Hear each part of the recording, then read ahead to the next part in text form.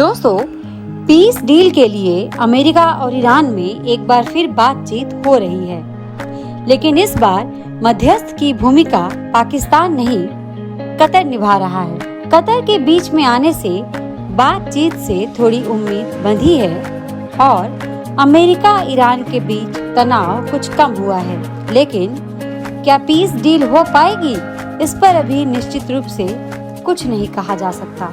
एक बात स्पष्ट है कि कतर यदि मध्यस्थता कर रहा है तो इसमें एक कूटनीतिक वजन है। कूटनीति और शांति समझौता कराने में उसका एक इतिहास है। वह पाकिस्तान की तरह छिछला नहीं। अंतर्राष्ट्रीय समुदाय और कूटनीति में उसे एक गंभीर खिलाड़ी माना जाता है। देश उस पर भरोसा करते हैं। वह 2020 में अमेरिका और तालिबान के बीच दोहा अकॉर्ड करा चुका है।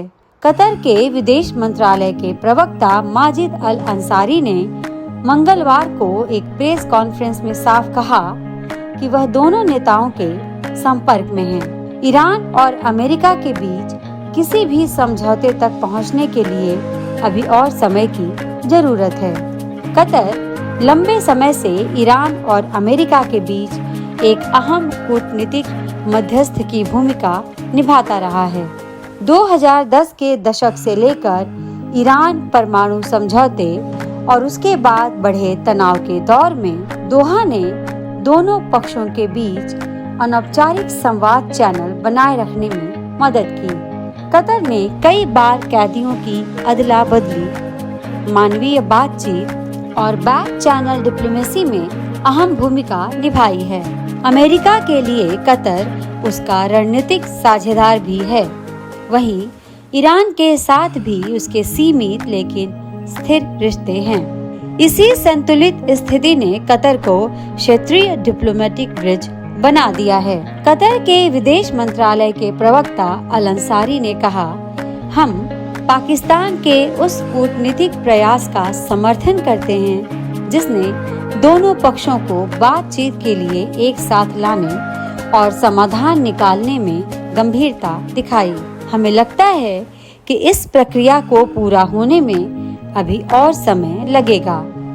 हम तेहरान और वाशिंगटन के संपर्क में हैं। कतर का ये बयान ऐसे समय आया है जब अमेरिकी राष्ट्रपति डोनाल्ड ट्रंप ने दावा किया था कि उन्होंने सऊदी अरब, यूएई और कतर के नेताओं के कहने पर ईरान पर हमला फिलहाल के लिए टाल दिया है।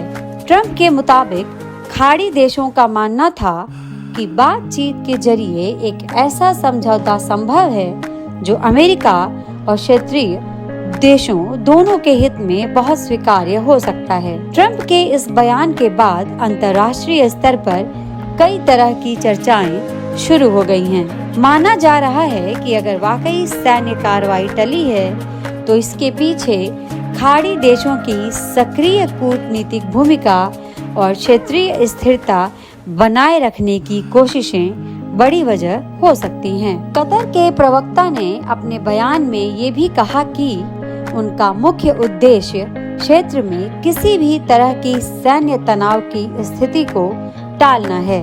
उन्होंने स्पष्ट किया कि युद्ध या किसी भी प्रकार की हिंसक कार्रवाई का सबसे बड़ा नुकसान आम जनता को ही उठाना पड़ता है। अल अंसारी ने कहा, हम चाहते हैं कि क्षेत्र के लोग किसी भी तरह के तनाव या संघर्ष के मुख्य शिकार न बने। हालांकि जब उनसे ये पूछा गया कि क्या कतर को इस वार्ता से किसी ठोस समझौते की उम्मीद है, तो उन्होंने सीधे तौर पर किसी आशावाद या निराशा का संकेत देने से इनकार कर दिया। वे ये भी टिप्पणी करने से बचे कि ट्रंप के दावे वास्तविक बातचीत की स्थिति से कितना मेल खाते हैं। फिलहाल स्थिति ये है कि बातचीत जारी है, लेकिन कोई अंतिम समझौता सामने नहीं आया है। कतर के बयान ने साफ कर दिया है कि इस प्रक्रिया में जल्दबाजी की बजाय धैर्य और निरंतर संवाद की आवश्यकता है।